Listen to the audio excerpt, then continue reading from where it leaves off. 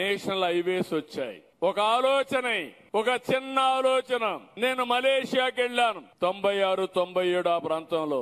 2 కోట్ల జనాభా, బుడ్డ దేశం.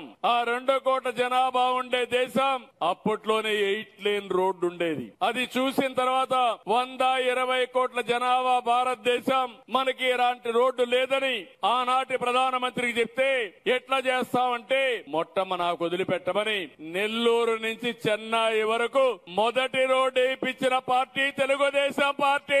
అది గోల్డెన్ క్వాడ్రిలేటరల్ రోడ్డుగా 5 ఏళ్లు అయినాయి. ఆనాటి ప్రధానమంత్రి స్ఫూర్తితో, ఆయన దూరదృష్టితో ఈ రోజు మీరు చూస్తే మొత్తం రహదారులన్నీ దశ దిశ మారాయి. అది ఒక నిర్ణయమే. ఇలాంటివి చాలా వచ్చాయి. కరెంటు విషయాల్లో సంస్కరణలు వచ్చాయి. ఎయిర్పోర్ట్లు ప్రైవేటు పీపుల్ కట్టే పరిస్థితికి వచ్చారు. టెలికమ్యూనికేషన్ లో సంస్కరణలు వచ్చాయి. దీని వల్ల మీరు చూస్తే పేదవాళ్ళకి వస్తువులు వచ్చాయి. ఒకప్పుడు సెల్ఫ్ ఫోన్ అంటే ఓన్లీ డబ్బులుండేవారు ఊర్లో ఒకటి ఉండేది. ఒక ఊర్లో ఆ ఫోన్ కూడా ఉండేది కాదు. ఫోన్ రావాలంటే వారం రోజులు పట్టేది. వేరే దేశాల్లో ఉండే వాళ్ళతో మాట్లాడాలంటే అది అసాధ్యమైన పని.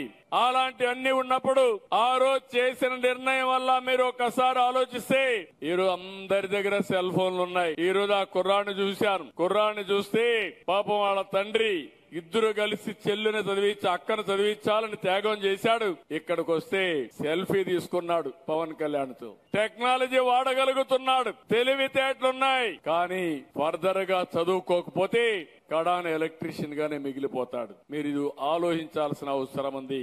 ఇలాంటివన్నీ వచ్చిన తర్వాత ఈ రోజు మనం ఆలోచిస్తే సంపద సృష్టించబడుతుంది.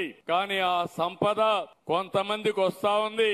ఇలాంటి పేద కుటుంబాలకి ఆ సంపదన రాకుండా కొంతవరకు ఇది అవుతుంది. నేనే అనేక సంస్కరణలు తీసుకొచ్చాను, అనేక ఆలోచనలు చేశాను. ఎన్నో వందల సంవత్సరాలు కాదు, 25 సంవత్సరాల కంటే ముందు మన పిల్లల భవిష్యత్తు బాగుండాలని ఐటీకి ప్రాధాన్యత ఇచ్చాను. ఎవరికి అర్థం కాలేదు, చెప్పాను, ఆచరించాను. 9 సంవత్సరాలు అదే పనిగా చెప్పాను.